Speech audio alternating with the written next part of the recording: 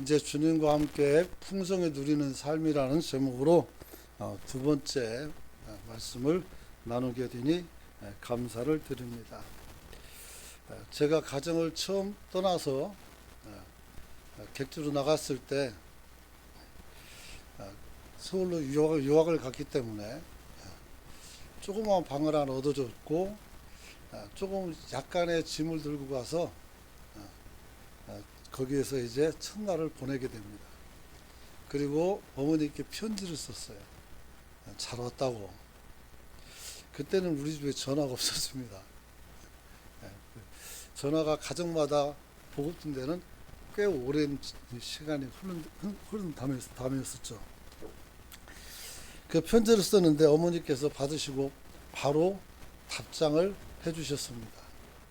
근데 첫머리가 뭐였을까요? 아니요, 밥은 먹었냐? 밥은 먹었냐 했습니다.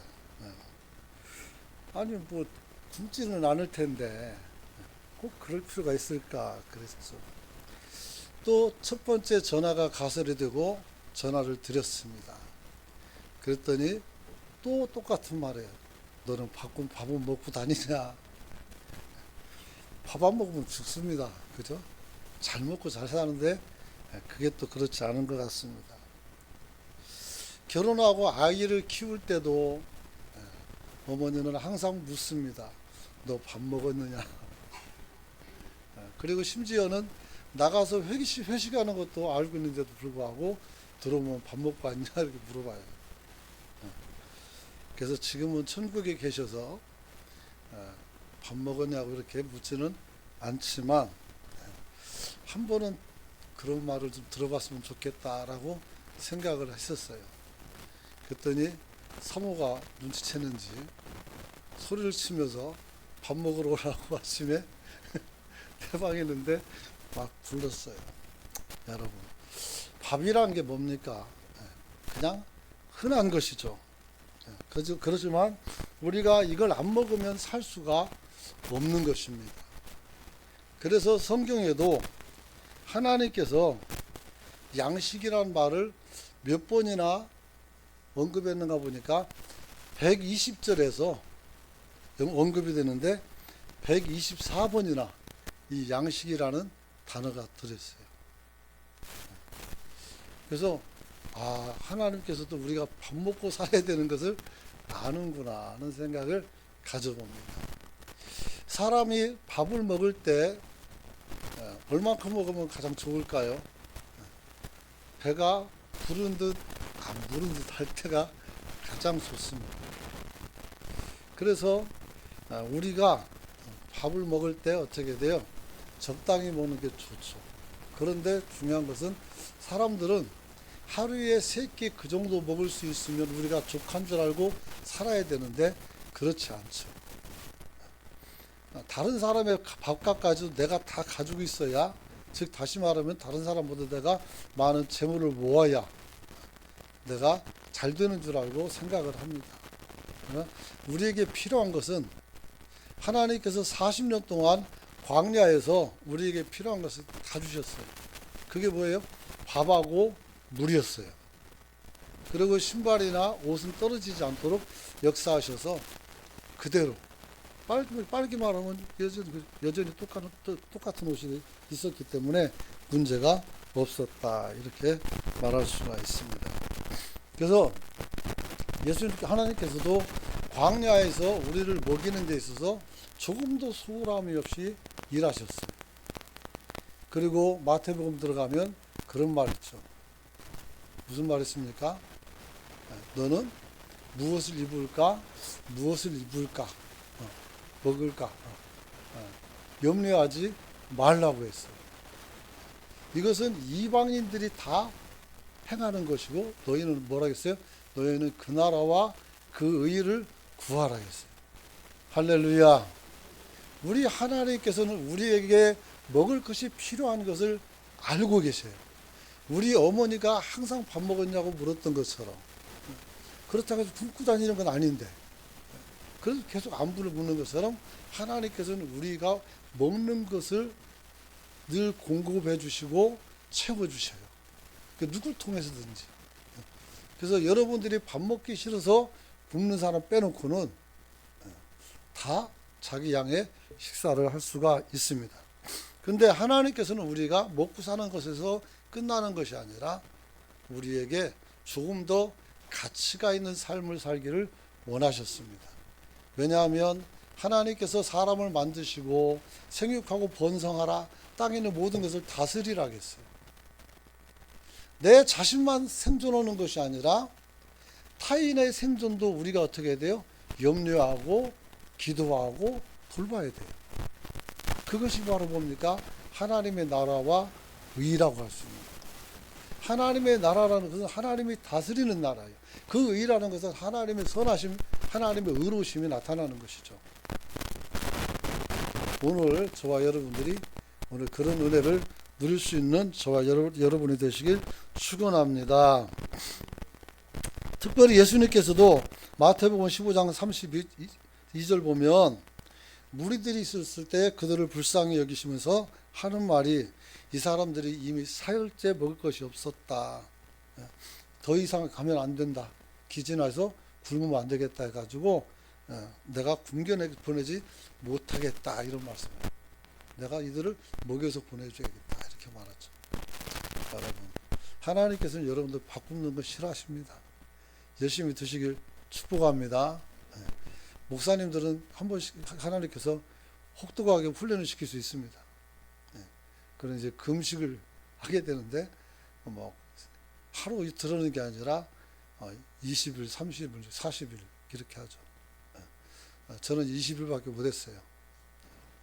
근데 하나님께서 주시는 금식은 하나도 힘들지 않았습니다. 그래서 아주 편안하게 20일 동안에 소금은 먹어야 되는데 그것도 안 먹었어요. 몰라가지고. 평소 짜게 먹어서 그런지 몰라도 하나 문제가 없어가지고 잘 기도하고 내려올 수가 있었죠. 그런 때 아니면은 저도 밥을 다 먹습니다. 안 먹을 이유가 없잖아요. 배고픈데 먹어야죠. 여러분, 지난주 저는 13절 말씀을 통해서 소망의 하나님께서 너희와 함께 풍성한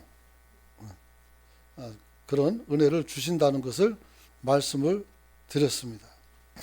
그래서 하나님께서 우리로 하여금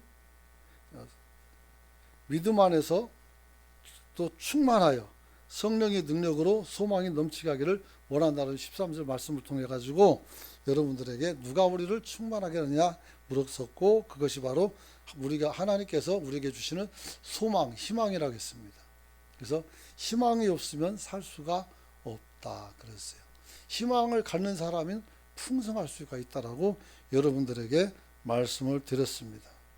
그래서 이스라엘 사람들의 특징은 최악의 환경을 최고의 기회로 만드는 능력이 있었다고 말씀드렸고, 또 이런 사람들은 긍정적인 성품을 가지고 있어서 낙심하지 않고 사람에게 배우는 걸 즐거워한다고 말씀했습니다. 오늘 우리가 그런 삶을 살아갈 수 있기를 축원합니다. 그리고 이제 오늘 주신 말씀은 하나님께 함께하는 풍성한 삶이 어떤 거냐, 하나님 안에 있는 모든 기쁨과 평강으로 우리가 풍성할 수 있음을 여러분은 믿으시길 바랍니다. 그래서 하나님께서 우리에게 제공해 주시는 풍성한 삶은 모든 기쁨과 평강이라고 했습니다. 우리가 기뻐하는 것이 복인 줄로 믿으시기 바랍니다. 그런 거죠. 예전에 초등학교 이제 그 국어 교과서인가 거기서 제가 다닐 때 그런 게 있었어요. 농사를 이제 마치고 쌀을 이렇게 닭가리를 싸놓는데 형님이 수수가 끝나고 생각하는 거예요. 동생네가 용처가 많을 것 같으니까 얘한테 좀 갖다 주자 하면서 자기가 거둔 것을 동생 닭가리 위에다가 싸놨어요.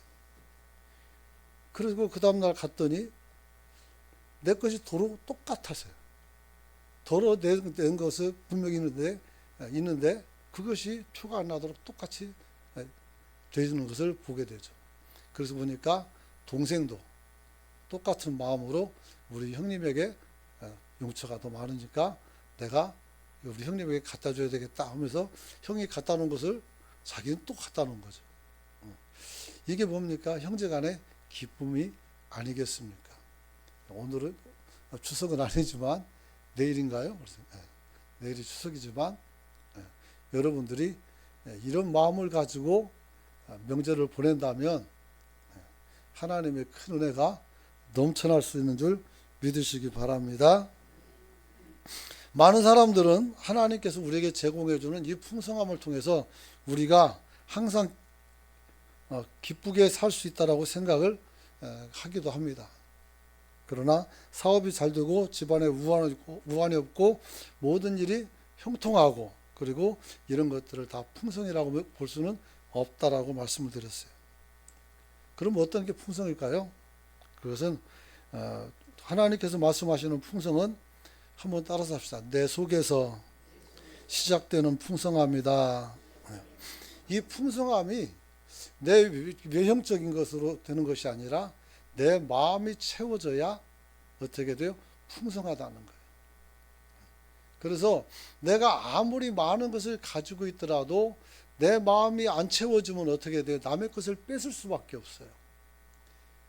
그래서 돈 있는 사람들이 가난한 사람들 것을 뺏어가는 이유가 거기 있는 거예요. 그렇죠. 그래서 자기 마음이 채워지지 않으면 어떤 걸 집어넣어도 행복할 수가 없어요. 그러나 마음이 채워진 사람은 어떨까요? 밥 안 먹어도 배가 부르는 거죠.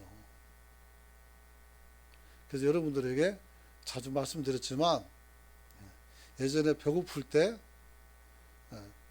밥이 나오면 어떻게 돼요? 쌀밥이 나오면 그 조그만 애가 아버지가 먹는 그 큰 밥그릇에다가 한 그릇을 다 먹어요. 그리고 더 먹어요. 그러다가 이제 어떻게 돼요? 배가 뿔 나오고 숨도 못 쉬는 거예요. 그래가지고 씩씩거리고 있는데 그 애가 또 먹을 것이 나오면 또 손이 또 가요. 왜 그럴까요? 마음이 허해서 그래요. 마음이. 늘 가난한 것 때문에 결핍이 있기 때문에 그런 것이죠. 요즘은 이제 사람들이 먹을 것에는 결핍이 없지만 사랑받음에 대해서 결핍이 있어서 많은 사회 문제를 일으키고 있어요. 그래서 사랑받기 위해서 하는 행위죠. 그걸 누가 탓할 수 있겠습니까? 그런데 어떤 사람은 그걸 굉장히 무섭게 하는 사람도 있더란 말이에요. 그래서 자기 아이를 해코지 하는 엄마가 있었죠. 약을 자꾸 먹이고. 그래서 애가 맨날 아파야 돼요. 그러면 응급실 때 가면 아버지가 막 달려오고. 남편이 자기한테 달려오는 게 좋으니까 아이에게 약을 먹인 분도 있었다란 말이에요. 이게 이해가 됩니까? 라고 한다면 안 되겠죠. 그런데 그런 사람이 있다는 것이죠. 그래서 지금도 우리가 마음이 풍족한 것은 굉장히 중요한 일이다. 그렇죠. 그래서 하나님 앞에서 우리가 자족하고 살라는 말씀을 꼭 기억하고 잊지 않기를 소원합니다. 소원합니다. 하나님을 섬기는 일에도 내면의 기쁨이 없다면 그는 평강의 삶을 살지 못합니다.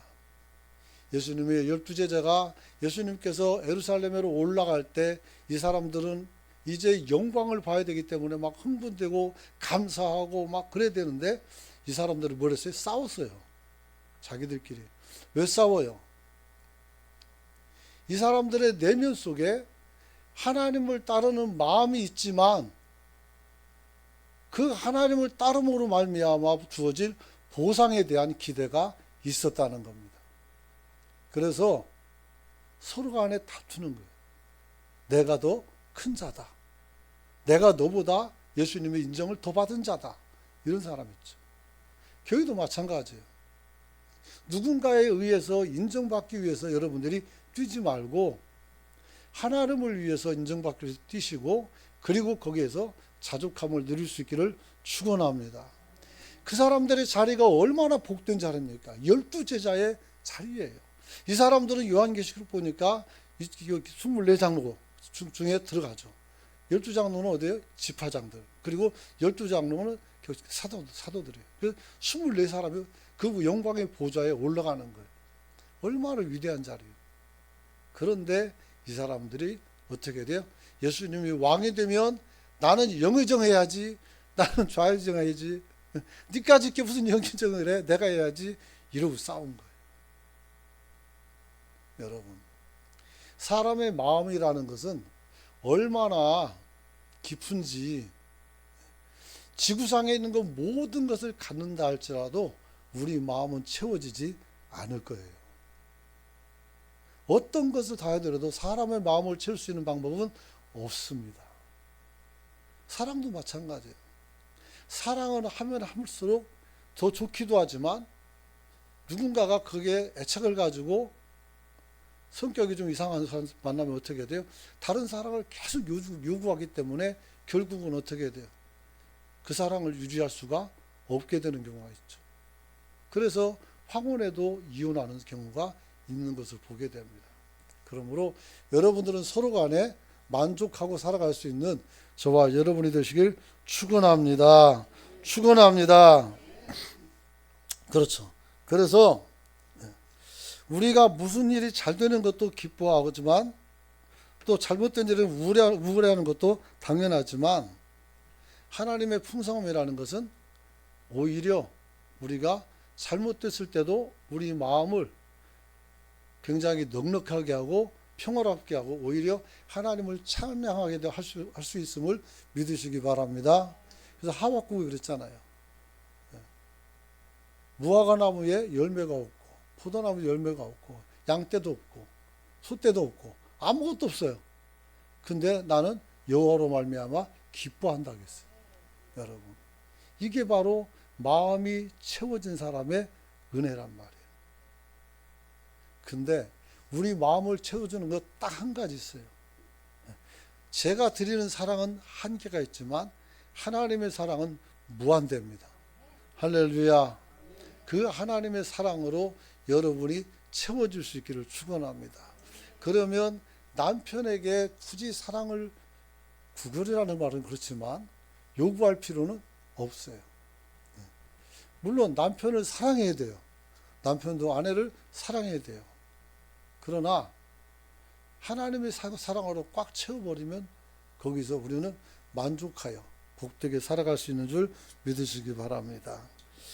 그래서 주님께서 주시는 풍성한 삶은 환경을 초월할 수 있을 뿐만 아니라 모든 것을 다 초월하여 우리에게 완벽한 만족을 줄 수 있는 줄 믿으시기 바랍니다. 복음성가도 있죠. 사람을 보고 그렇게 있잖아요. 사람 보면 만족감이 없어요. 그러나 하나님의 만족이 있다라는 찬양도 있는 거예요. 여러분들이 그런 찬양으로 그런 기쁨으로 가득 찰 수 있기를 축원합니다. 특별히 우리가 가지고 있는 기쁨은 우리가 금덩이를 가져서 갖는 기쁨이 아니고 또 땅을 넓게 가져서 갖는 기쁨이 아니죠. 그것은 우리 생명에 관한 것이었고 우리 영혼에 관한 것이었고 그것이 우리가 세상에 가지고 있는 모든 것을 다 뛰어넘을 만큼 높은 것이라는 것을 여러분은 기억하시길 축원합니다. 그렇죠. 지금도 저기 어디입니까? 그 화장터에 가면 보면은 꼭 늙은 사람들만 죽어서 오는 것이 아니라 젊은 사람들도 죽어서 가요. 그리고 때때로는 대기업 회장도 죽어서 거기 가고 가난하게 살았던 총부도 거기를 가는 거예요. 그때 부자라고 해서 뭐 좀 더 좋은 게 있습니까? 없어요. 별로. 리무진 타는 건 좀 더 좋을 수 있겠지만 화려하게 장례에서 할 수 있지만 그게 죽은 사람하고 무슨 상관이 있어요? 아무 상관이 없는 거예요. 그러므로 살아있을 때 모든 영광과 영화를 누리고 또 죽어서도 하나님께서 주시는 이 믿음을 통해서 주시는 영광과 영화를 누릴 수 있는 저와 여러분이 되시길 축원합니다. 그래서 하나님께서 우리가 처해 있는 환경을 무시할 수 없지만 이겨낼 수 있도록 모든 기쁨과 모든 평강을 우리에게 주신다고 했어요. 기쁨을 주시고 평강을 준다는 거예요. 평강이 뭐예요? 편안함. 그렇잖아요. 우리 집안 뒤집어지는 거 한순간이에요. 여러분들이 아주 잔잔한 바다를 항해하는 배처럼 아주 평탄하게 살았을지라도 뒤집어지는 건 한순간이라.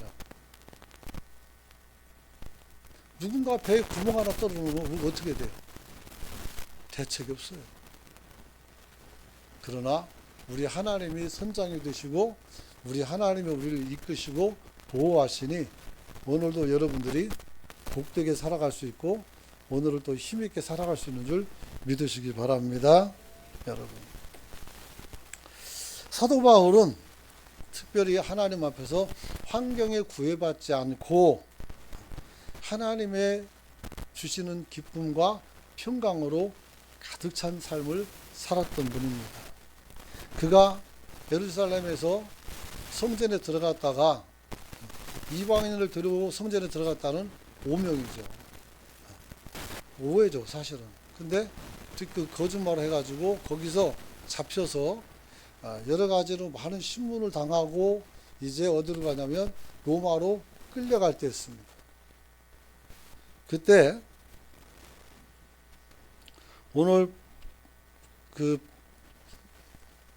바울은 큰 풍랑을 만나게 됐고 그때 하나님께서 바울에게 기도할 때 걱정하지 말아라. 니들 짐은 다 잃어버리겠지만 배도 깨지겠지만 죽지 않을 것이다 라고 말했습니다. 원래 북풍이 불기 때문에 바울은 지금은 계절상 위험하니까 가지 말자고 했는데 선원들이 뱃사람들이 경험이 많으니까 갈 수 있다라고 떠드니까 그냥 가게 된 거죠.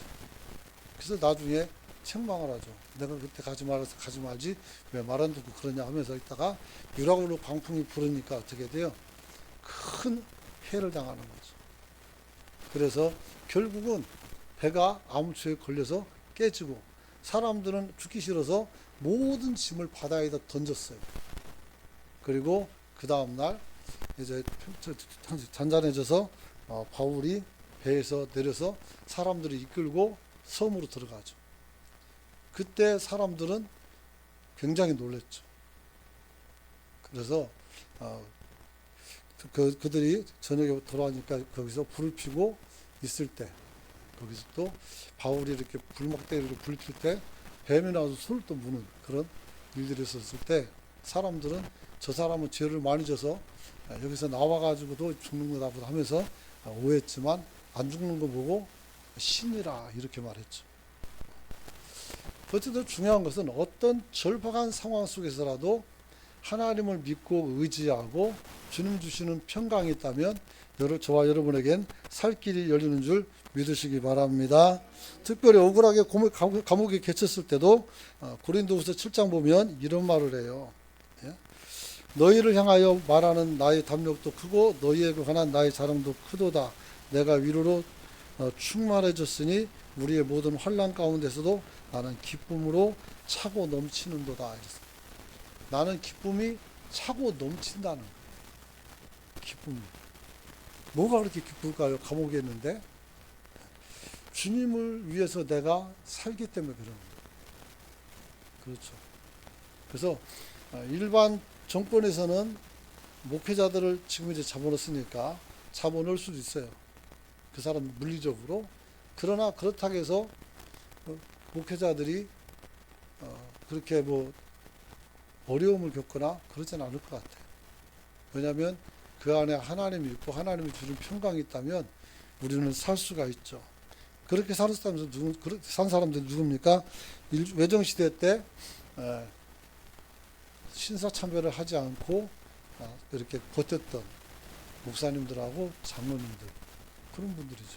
그래서 고문당하고 온갖 고초를 당하지만 그것 때문에 근심도 되지만 하나님은 또 기쁨을 주시는 그런 모습이죠. 특별히 손양원 목사님 같은 경우는 공산군에게 두 아들이 죽었을 때 이렇게 기도했어요. 한 사람의 순교자를 만드는 것도 어려운데 아들 둘을 갖다 바치게 됐으니 얼마나 감사하냐라고 기도를 했어요. 아들이 죽었는데 그게 어떻게 기쁨이 될 수 있겠어요? 그러나 그 죽음이 가치가 있다면 부끄럽거나 안타까울 필요가 없죠. 오히려 자랑스러운 것이죠. 여러분, 그래서 내면의 기쁨이 그래서 중요한 겁니다. 여러분들의 삶 속에 이 내면의 기쁨을 가지고 살아가는 성도가 되시길 축원합니다. 축원합니다. 마지막으로 하나님께 함께하는 삶은 오직 믿음으로만 살 수 있습니다. 하나님이 주시는 풍성함은 오직 믿음으로서만 살 수가 있다. 이렇게 말씀을 드릴 수가 있는 것입니다. 특별히 13절 다 읽어보면 이제 소망의 하나님께서 너희를 모든 기쁨과 평강으로 믿음 안에서 충만하게 하시며 성령의 능력이 소망이 넘치게 하기를 원한다. 이렇게 말씀하고 있어요.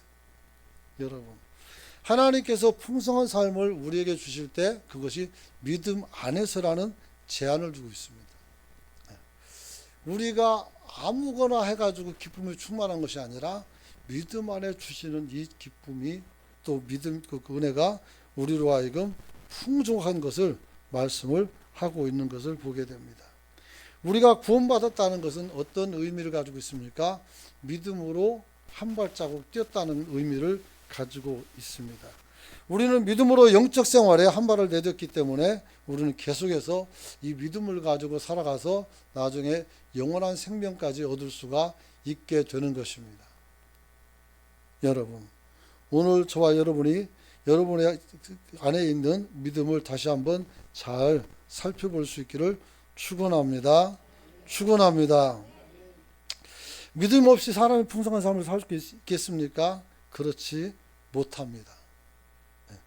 믿음이 없는 사람은 풍성한 삶을 살 수가 없죠. 왜냐하면 그들에겐 소망이 없기 때문에, 하나님의 주시는 기쁨이 없기 때문이요. 또 믿음이 없기 때문에 어떻게 돼요? 우리가 하나님의 인도하심을 받지 못하고 그리고 영원한 생명에 들 수가 없기 때문에. 그래서 실패한 사람들을 향해서 주님께서 말씀했죠. 악한 사람들이라죠. 그러면서 너희는 이를 갈며 슬피 울지어다 그랬어요. 이를 갈며. 왜 이를 갈아요? 믿음을 가지고 할 수 있을 때 일하지 못했기 때문에 그래요. 하나님을 만나지 못했고 하나님과 더불어 동행하지 못했고 그렇기 때문에 그들에게는 은혜가 없었던 것이죠. 오늘 저와 여러분들은 믿음을 가지고 하나님 앞에 잘 세워지는 굉장한 하나님의 은혜의 사람이 될 수 있기를 축원합니다. 그래서 로마서 1장 17절 보면 한번 같이 읽어봅니다. 띄워주십시오. 시작. 복음에는 하나님의 의가 나타나서 믿음으로 믿음에 이르게 하나니 기록된 바 오직 의인은 믿음으로 말미암아 살리라 함과 같으니라. 아멘. 하박국이 아까 말씀드린 것처럼 뭐 포도나무, 감람나무 거기에 뭐 열매가 없어도 하나님께 나는 주님께 만족한다는 그런 말을 했는데 하박국이 한 말이 바로 이 말이에요. 의인은 믿음으로 말미암아 살 것이다 이 말이었어요. 그리고 이 로마서에서 바울도 이 고백을 하고 있는 것을 보게 됩니다. 우리가 구원을 받은 것은 믿음으로 받은 것입니다. 혹여라도 돈 주고 받은 사람이 있다면 여러분은 가짜입니다. 믿음은 하나님이 그냥 주시는 선물입니다. 그래서 우리가 아무런 대가도 아무런 또 여러분들이 치를 이유가 없습니다. 우리 헌금하잖아요. 얘기할 수 있어요. 그는 믿음이 있어서 하나님의 계명을 지키면서 우리가 계율대로 하는 것이지 우리가 믿음이 없다면 그것도 할 수가 없는 것입니다. 여러분, 그래서 우리는 영적으로 이제 하나님 앞에서 믿음을 가지고 살아가는 것인데 이것은 어떤 것을 의미합니까? 어떤 상황에서도 하나님만을 신뢰하는 그런 믿음이 우리에게 있어야 되는 줄 믿으시기 바랍니다. 여기서 말하는 것은 어떤 상황에서도 하나님을 신뢰하는 겁니다. 하루는 예수님께서 자기 제자들이 그렇게 떠나는 것을 보고 예수님께서 그 12자들에게 묻죠. 너희도 갈 거냐? 그랬을 때 그들이 뭐라고 말했습니까? 영생의 말씀이 여기 있사온데 우리가 어디로 가겠습니까? 이렇게 말했어요. 오늘 저와 여러분은 그 믿음을 갖기를 축원합니다. 축원합니다. 어떤 분도 그렇습니다. 대한민국에 있는 교회가 다 똑같은 교회지, 아무 데나 가면 되지, 이럴 수 있어요. 그렇죠. 대한민국에 있는 모든 가정들도 다 하나님이 만들어 놓은 하나님의 가정이죠. 그래서 그 아무 집에 들어가 잘 수 있는 것은 아니죠. 다른 거죠. 그래서 하나님께서는 우리 가정을 세우고 우리 교회를 세워주셔서 우리가 이곳에서 믿음을 가지고 하나님의 일과 성취를 이루기를 원하시는 줄 믿으시기 바랍니다. 이것을 우리가 놓칠 때 우리는 신앙을 잊어버리는 거예요. 더군다나 중직자 되는 분들이 그런 걸 몰라가지고 엉뚱한 소리 할 때는 마음이 팍팍해져요. 어디서부터 같이 가르쳐야 되나 걱정이 되고 그래요. 여러분, 저와 여러분들은 주는 은혜 가운데서 온전한 믿음을 가지고 살아갈 수 있는 저와 여러분이 되시길 축원합니다. 특별히 믿음하면은 가장 중요한 것이 누굽니까? 아브라함이죠. 아브라함이 굉장히 중요하죠. 아브라함은 하나님의 말씀을 듣고 본토 친척 아버지 집을 떠나서 하나님이 지시하는 곳으로 가서 거기서 정착을 합니다. 그리고 아브라함은 오늘 모든 열국에게 아버지가 될 것을 하나님께서 예언을 받고 그것을 믿었어요. 그런데 그 결과가 뭡니까? 아들 둘 낳았어요. 하나는 종에게 난 이스마엘. 근데 이 아들은 아니라 해서 버렸어요. 근데 두 번째 아들은 100살이 됐어요. 100살 때 하나님께서 아들을 주신다고 말씀했고 그것을 믿어서 아이를 출산했습니다.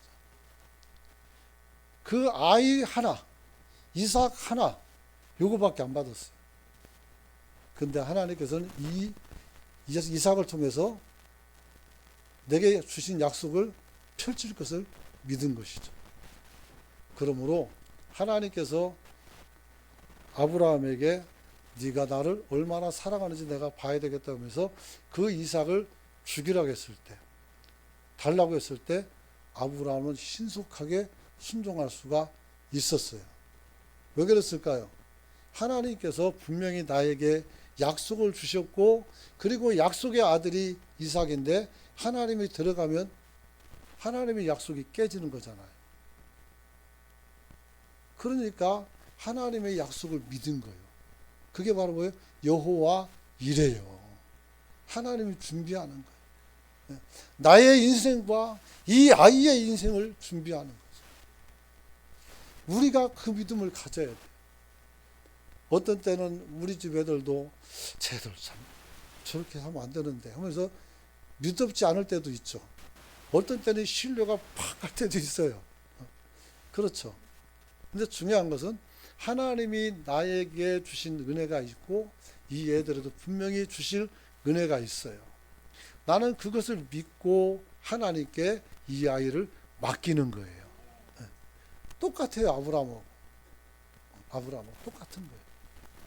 그리고 이삭도 어떻게 돼요? 이삭도 이제 야곱과 에서가 나왔을 때 결국은 이삭은 자기의 뜻대로 어떻게 해보고 싶었지만 하나님께서는 큰 아들이 아니라 작은 아들을 선택해서 또 하나님의 큰 역사를 이뤄내는 것이죠. 오늘 저와 여러분들도 이런 믿음을 가지고 살아갈 수 있기를 축원합니다. 이제 말씀 마치려고 합니다. 우리가 살아가는 데는 얼마든지 어려움이 닥칠 수가 있습니다. 여러분 욥의 고난을 알고 있지 않습니까? 그가 하나님을 잘못 섬겨서 고난이 온 것은 아니었습니다. 그럼에도 불구하고 그는 하나님 앞에 고난을 받고 그 고난을 이겨서 더 복된 사람이 되었습니다. 바울은 바울처럼 하나 예수님을 잘 섬기는 제자가 있을까? 묻는다면 저는 없다고 생각해요. 왜냐하면 바울이 알고 있는 지식의 그 두께가 다른 사람을 훨씬 뛰어넘기 때문에 그래요. 하나님에 대한 그런 많은 지식을 가지고 있었어요. 지금 바울이 죽으러 가는 것이 바울이 무슨 죄를 져서 죽으러 갑니까? 아니죠. 바울은 알고 있었죠. 거기서 죽는다는 걸 알고 갔어요. 왜냐하면 하나님께서 여선지자를 통해서 예언해 줬고, 그래서 장로들과 함께 서로 울면서 작별하고 떠났던 거예요. 그리고 이제 로마에 가서 좀 살다가 거기 복음화 시키고, 그리고서 목이 잘려서 죽었죠. 그래서 사진도 있다 보니까 목이 잘린 자리가 이렇게 지금도 보존되어 있어요. 여러분, 오늘 그가 어려움이 많이 있었지만 그는 평생 하나님을 등진 적이 있고 주님만 따라가는 삶을 살았다, 이렇게 말할 수가 있는 것입니다. 그래서 그들은 고난 중에 살았지만 항상 풍성했다. 왜? 믿음이 있었기 때문에. 오늘도 우리가 그런 삶을 살아갈 수 있기를 축원합니다. 그래서 오늘 하나님께서 전능한 하나님심을 믿고 성령의 능력으로 소망이 넘치게 우리를 이끌어 간다 했으니까 우리가 그를 믿고 오늘 우리가 잠시 같이 한번 기도할 때, 비록 추석이지만 우리가 믿음 안에서 잘 이기고 잘 살고 또 자녀들과 그리고 가족들에게 선대해서 하나님 앞에서 신자로서의 본을 보여줄 수 있는 인생이 되고, 신자로서 우리가 행복한 것을 보여줘서 그들이 예수 안에 돌아올 수 있게 해달라고 기도할 수 있기를 원합니다. 주의 친구 기도합니다. 주여, 은혜와